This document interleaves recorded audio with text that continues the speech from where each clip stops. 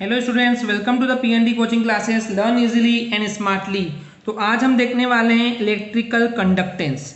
चलिए देखते हैं। The reciprocal of electrical resistance is called electrical conductance.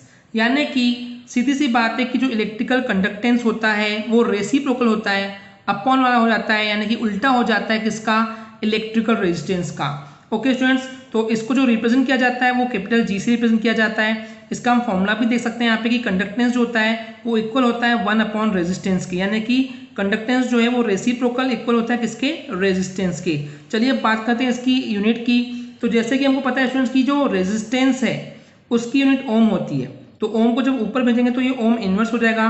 तो इसकी जो एसआई यूनिट है, यानी कि जो कंडक्टेंस की जो एसआई यूनिट है वो ओम इनवर्स होती है, या फिर इसको मो, इसको रिवर्स कर देंगे MHO, तो ये मो पढ़ते हैं, इसको मो भी बोलते हैं। इसके अलावा स्टूडेंट्स तो नाउअडेज की बात करें, यानी कि आजकल की बात करें, तो इसके लिए एक ऐसा यूनिट आई है जो कि है साइमंस, जिसको कैपिटल एस से भी रिप्रेजेंट किया जाता है। ओके स्टूडेंट्स, अब बात करते हैं इसके डायमेंशनल फॉर्मूले की। तो जैसे कि हमने स्टूडेंट्स देखे थे कि रेजिस्टेंस का डायमेंशनल फॉर्मूला क्या था, वो था ML2T-3A-2।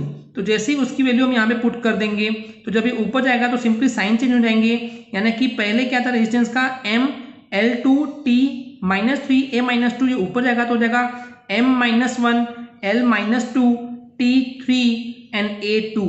Okay students, I hope आपको क्लियर हो गया होगा।